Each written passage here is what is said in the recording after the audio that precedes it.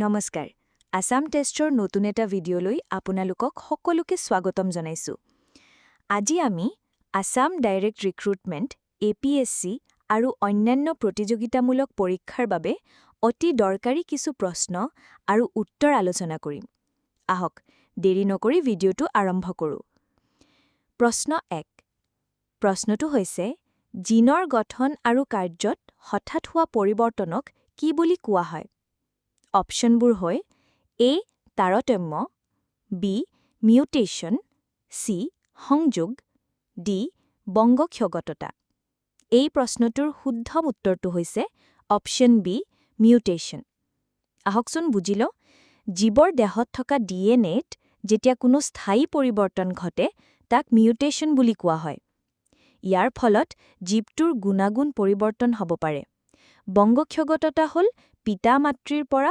সন্তানলৈ গুণ সংচাৰণ হোৱা প্ৰক্ৰিয়া কিন্তু মিউটেশন হ'ল সেই গুণ নিৰ্ধাৰণ কৰা জিনৰ হঠাৎ পৰিৱৰ্তন প্ৰশ্ন 2 আমাৰ দ্বিতীয় প্ৰশ্নটো হ'ল নিশ্চিলৰ দানা কোন ধৰণৰ কোষত থাকে অপশনবোৰ হ'ল পেশী বা মাসলছ বি যকৃত বা লিভাৰ সি স্নায়ু বা নাৰ্ভছ ডি এপিথেলিয়েল ইয়াৰ শুদ্ধ উত্তৰটো হৈছে অপশন সি স্নায়ু ঔষধ নিশ্চিলৰ দানা যদি আমি বিস্তাৰিতভাৱে কওঁ ই মূৰৰ পৰা শৰীৰৰ বিভিন্ন অংগলে বাৰ্তা লৈ যোৱা স্নায়ু কোষ বা নিউৰনত থাকে এই দানাবোৰে প্ৰটিন সংশ্লেষণত সহায় কৰে যিটো স্নায়ু কোষৰ বাবে এটি প্ৰয়োজনীয় কাৰ্য প্ৰশ্ন 3 তৃতীয় প্ৰশ্নটো হ'ল পেশীৰ সংকোচনৰ সময়ত কোনবোৰ আয়নৰ প্ৰয়োজন হয় অপশনবোৰ হ'ল A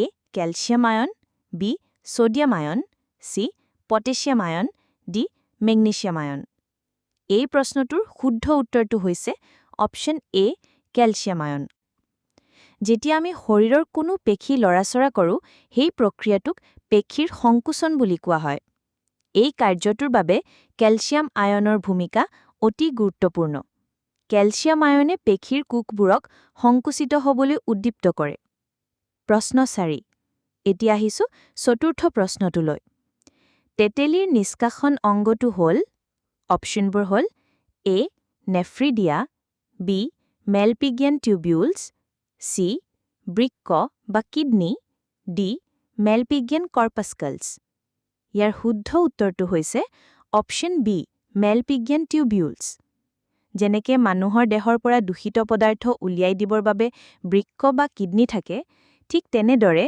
পতংগৰ দেহৰ পৰা যেনে তেতেলী দূষিত পদাৰ্থ উলিয়াই দিয়া অংগটোৰ নাম হ'ল মেলপিগিয়ান টিউবিউলছ প্ৰশ্ন 5 পঞ্চম প্ৰশ্নটো হ'ল তৃণভোজী প্ৰাণীৰ কোনবিধ দাঁতৰ অভাৱ দেখা যায় অপশনবোৰ হ'ল A molar B canine C ইনচিজাৰ D প্ৰিমোলাৰ ইয়াৰ শুদ্ধ উত্তৰটো হৈছে অপশন B কেনাইন কেনাইন দাঁত যিক ছাগলী দাঁত বুলিও কোৱা হয় মাংস চিৰাচিৰিৰ বাবে ব্যৱহাৰ হয় যিহেতু তৃণভোজী প্ৰাণীবোৰে কেৱল ঘাঁহ বন খায় সিহঁতৰ মাংস চিৰাৰ প্ৰয়োজন নহয় সেই কাৰণে সিহঁতৰ দেহত কেনাইন দাঁত নাথাকে বা অনুন্নত হৈ থাকে প্ৰশ্ন 6 ষষ্ঠ প্ৰশ্নটো হ'ল কাৰ হাড়বোৰ বায়ুগত হয় অৰ্থাৎ কাৰ হাড় খালী হয় অপশনবোৰ হ'ল A মাছ B উভচৰ প্ৰাণী C সৰীসৃপ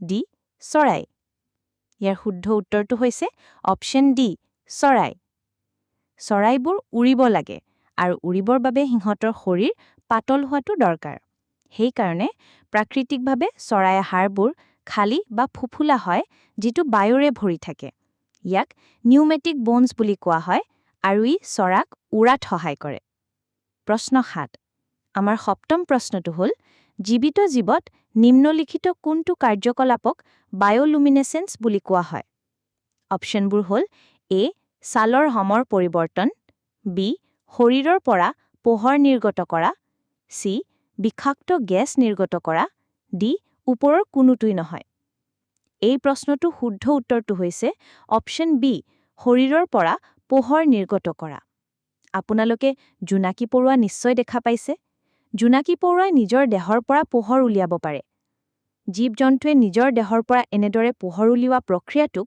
বায়'লুমিনেচেন্স বুলি কোৱা হয়। প্ৰশ্ন ৮। অষ্টম প্ৰশ্নটো হ'ল, ডিএনএৰ গঠন কোনে আৱিষ্কাৰ কৰিছিল? অপশ্যনবোৰ হ'ল এ. জেমছ ৱাটছন আৰু Francis Crick, B. Thomas Watson আৰু James Crick, C. Emma Watson আৰু Robert Crick, D. Francis Watson আৰু জেমছ ক্ৰিক। ইয়াৰ শুদ্ধ উত্তৰটো হৈছে অপশ্যন এ. জেমছ ৱাটছন আৰু ফ্ৰান্সিছ ক্ৰিক। 1953 চনত বৈজ্ঞানিক জেমছ ৱাটছন আৰু ফ্ৰান্সিছ ক্ৰিকে ডিএনএৰ ডাবল হেলিক্স বা দুই ঘূৰণীয়া চাখিৰ আকৃতিটো আৱিষ্কাৰ কৰিছিল। জীৱবিজ্ঞানৰ ই এটা যুগান্তকাৰী আৱিষ্কাৰ আছিল। প্ৰশ্ন ৯। নৱম প্ৰশ্নটো হ'ল, কোনটো প্ৰাকৃতিকভাৱে উদ্ভৱ হোৱা সম্ভ্ৰান্ত গেছ? অপশ্যনবোৰ হ'ল A. Sodium, B. Potassium, C. Argon, D. Boron. ইয়াৰ শুদ্ধ উত্তৰটো হৈছে অপশ্যন চি. আৰ্গন। সম্ভ্ৰান্ত গেছবোৰ সাধাৰণতে অন্যান্য মৌলৰ লগত ৰাসায়নিক বিক্ৰিয়া নকৰে।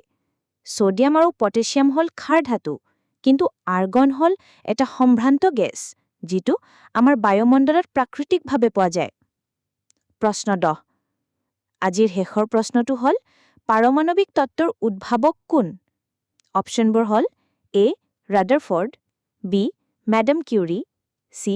জন ডেল্টন, ডি. Albert Einstein. এই প্ৰশ্নটোৰ শুদ্ধ উত্তৰটো হৈছে option C. John Dalton. British বৈজ্ঞানিক জন ডেল্টনে প্ৰথমে কৈছিল যে সকলো পদাৰ্থ এটম বা পৰমাণুৰে গঠিত। তেওঁৰ এই তত্ত্বকে পাৰমাণৱিক তত্ত্ব বা এটমিক থিয়ৰী বুলি কোৱা হয়, যিটো আধুনিক ৰসায়ন বিজ্ঞানৰ ভিত্তি স্থাপন কৰিছিল। আশা কৰোঁ আপোনালোকে প্ৰশ্ন উত্তৰখিনি বুজি পাইছে। এনেধৰণৰ আৰু বহু চিলেবাছ বেছড মক টেষ্টৰ বাবে আমাৰ অফিচিয়েল ৱেবছাইট assamtest.com-ত যাব নাপাহৰিব। আজিলৈ ইমানেই। ধন্যবাদ।